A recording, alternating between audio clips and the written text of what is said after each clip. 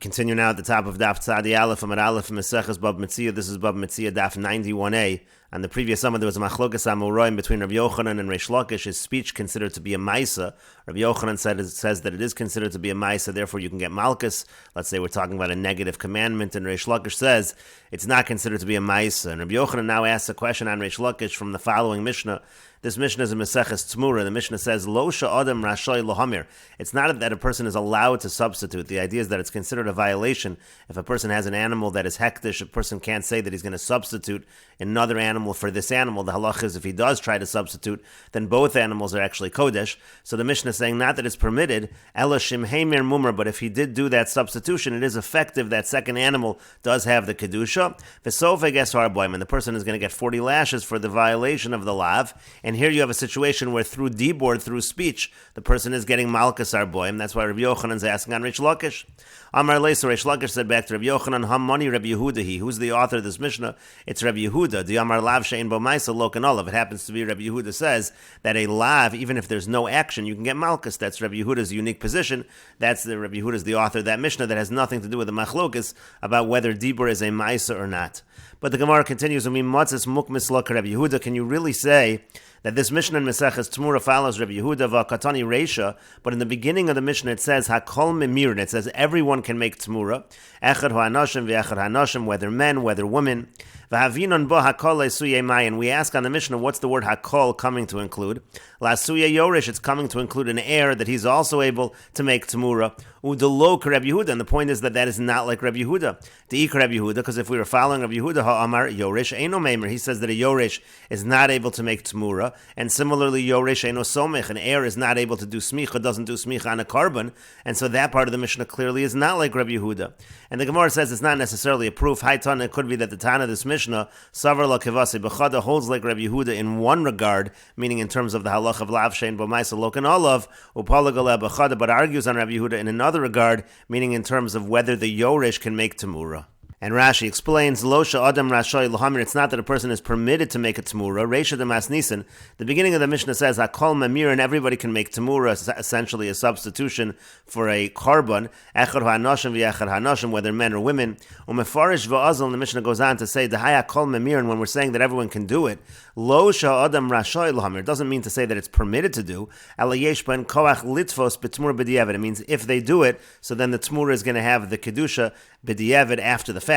V'sofei gets to arboim, and they will get malchus mishum lo yachlifanu, because it's a lav in the Torah lo yachlifanu. V'hacha de dibor bi'alma huvalaki. So here we see it's just dibor, it's just speech, and the person is getting malchus. Alma kimas sifasayim shadam magid b'sfas of maisu. You see that when the person is moving his lips to talk, that's considered to be an action. And the Gemara says it's not necessarily a proof. It could be the Mishnah's Rabbi Yehuda. It's Rabbi Yehuda. Bekama duchti maisinala. We bring this Rabbi Yehuda in several places. Lo sosiru mimenu v'anos mimenu ad boker bo hakasav litein asei acher lo sasei lomar shein lokan olav shenitak liasehu. So we talk about the idea of a lav hanitak liasei. And time of the hakasav, and the only reason you don't get malchus is because it's nitak liasei. Halav hachilaki, but if not, you would have gotten malchus. Hamoser, meaning the person who left it over, who made it nosar. V'afagav dein bo ma'isa, even though when it comes to nosar, there's no action that's being done. So that's like Rabbi Yehuda that says lav shein bo ma'isa is lokan olav. And then we said that the hakol in the Mishnah is lasuya yoresh, to include an heir. What that means is shem heimir bekarban aviv. Let's say he makes tamura with the carbon of his father. La'achar misas aviv, after his father dies, mumur. So then we say again that tamura, it has the kedusha. Yoresh eino meimer, again a Yoresh is not able to make a tamura. That was the yeshita of Rabbi Yehuda. Rabbi Yehuda holds a Yoresh is not able to do that. V'mheimer eino mumur. According to Rabbi Yehuda, it's not going to be effective. V'taima mefarish b'tamura b'reish parakama. The reason is given over there at the beginning of Meseches Tamura. And the Gemara continues, Tanu Rabban, and the rabbis taught, Hachosem esapar, if somebody muzzles a cow, v'dashba, and threshes with it, loka, he's going to get malchus for muzzling the cow. And let's say it's not his cow, so he owes that amount of food. U'mashalim dalet kav in lapara, he pays 4 kav for a cow. That's generally what a cow eats while it's threshing. V'gimel kav in l'chamor, and he pays 3 kav for a donkey. That is generally what a donkey eats when it is threshing. And the Gemara says, V'aino loko v'meis, v'aino loko mashalim. There's a rule, you can't get two punishments. You don't get malchus and the death penalty, for example. You don't get malchus and pay. So why are you paying money over here if you're already getting malchus? And the Gemara says to that, Amar Abaya, Abaya says, Hamani Rabbi Meiri, who's the author of this ruling. The author is Rabbi Meir, Damar Loko Mashalim. Rabbi Meir happens to say that it is possible to get malchus and pay. And the Gemara continues with another answer. Rava Amar, Rava says, Esnan Osra Torah. When it comes to Esnan is, let's say, an animal is given as payment to a prostitute. So the halacha is that animal is not allowed to be brought as a carbon. And so the halacha is that is prohibited. V'afilu bo'alimo. Now that's true even in a situation where the person had relations with his mother, where there is a death penalty. We'll see Rashi in a moment who will explain this answer. Rav Papa Amar Rav Papa says the answer to the question is Mishas Meshicha Ichayev La b'mizon nesei. From the time that the person pulls the animal, it's at that moment that he's chayev in the mizonos, he's chayev in the food of the animal. However, umilka lo laki achas chasima. However, there's no chi of malchus until the time of the actual muzzling. So it actually the violation, so to speak, take place at separate times. The obligation to pay the money, the mizonos, takes place at the time of the meshicha. It does not take place at the time when the person incurs the lashes, which is at the time of the muzzling, and therefore it's possible to be chayiv to pay in this situation and also get malchus. And Rashi explains, Gimel Kaben Lechamor, 3 kav for a donkey, Kach Shiru Chachamim Achiloso. The Chachamim estimate the amount that it eats as that much. Hachi Garsinan Vain Loka Vameis, Vain Loka Mashalim. You don't get malchus and get the death penalty, you don't get malchus and pay. The Havalu Shtei Rishayos, that's considered like 2 punishments. Uchsiv Kedei Rishaso, it says according to his wickedness in singular, you're only going to get 1 punishment, not 2.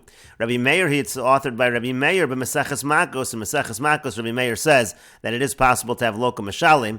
The case over there, it says, let's say they testify against a certain person that he's chayiv to his friend 200 zuz. It turns out that they're edim zomamin, lokenu mashalmin im nimtzu zomamin, so they get malchus and they pay according to Rabbi Meir if it's found out that they're edim zomamin. Rava Amar, then Rava said, Esnan Osra Torah. When it comes to the Esnan, again, that's talking about a situation of payment for prostitution. So the Torah forbids that to be brought as a carbon, afilu bo'alimo, even if the case is that the relations was with the person's mother. And Rashi explains, V'nasan Allah teleba Esnan. What happened was he gave her a sheep as payment for the prostitution. Esnan, who that is considered to be Esnan, v'yasr l'karban, and it's also for a carbon. The Esnan stomach siv, it just says Esnan loshna imo v'loshna pnuya. It doesn't matter who he's with, whether it's his mother, whether it's a different woman.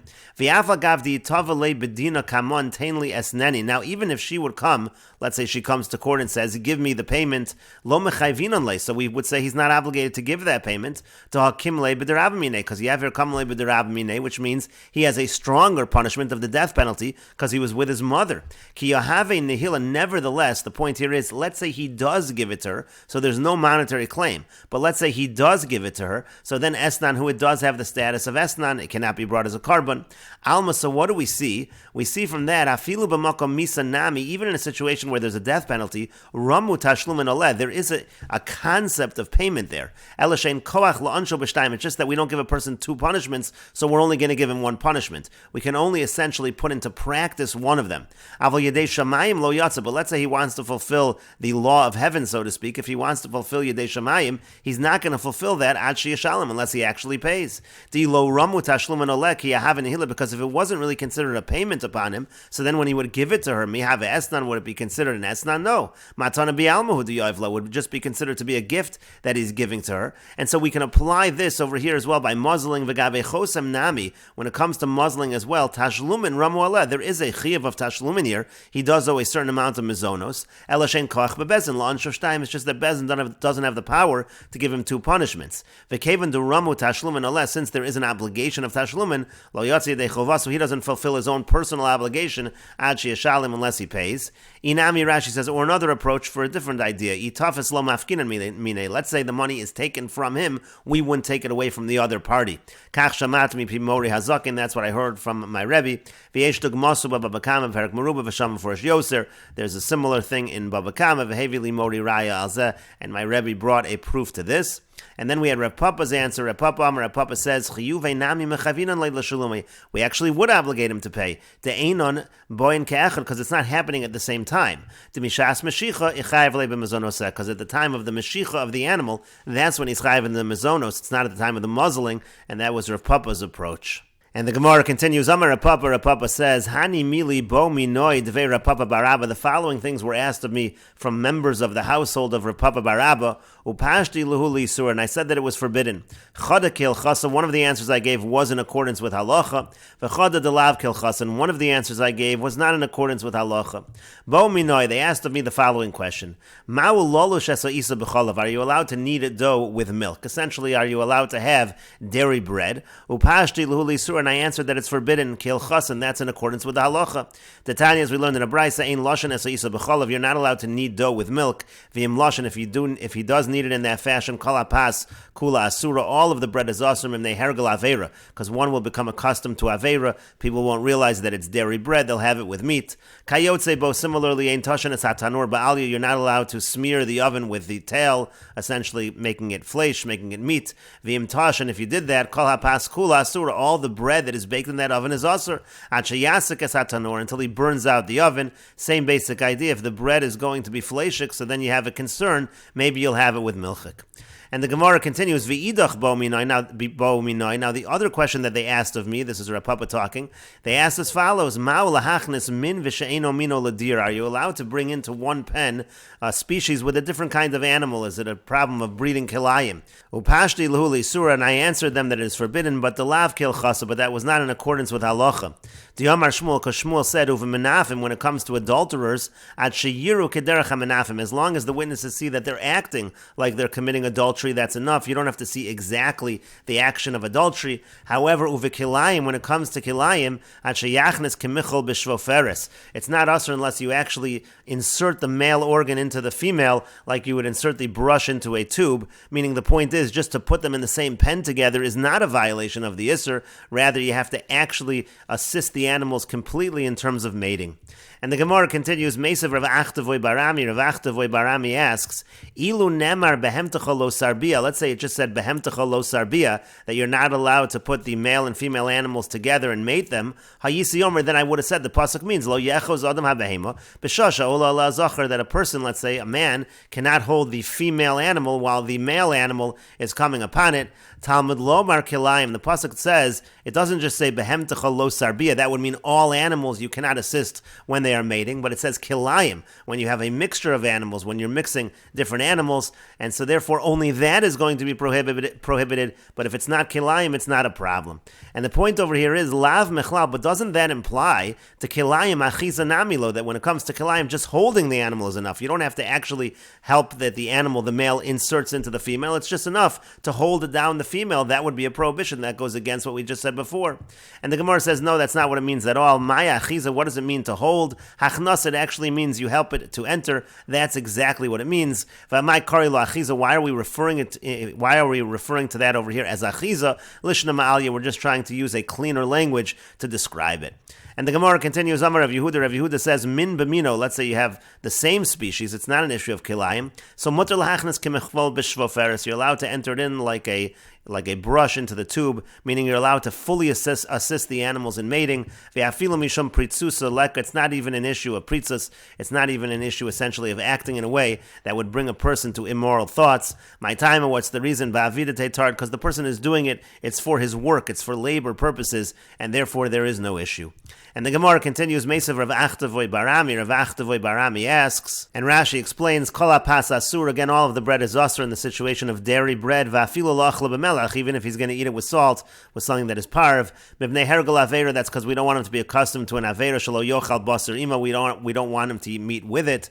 Tashin tachin, again you're going to smear with the tail, essentially fleshiks. Min v'she'eno mino v'hein zachar nekeva, let's say you're having a male and female animal go into the deer together, into the pen together.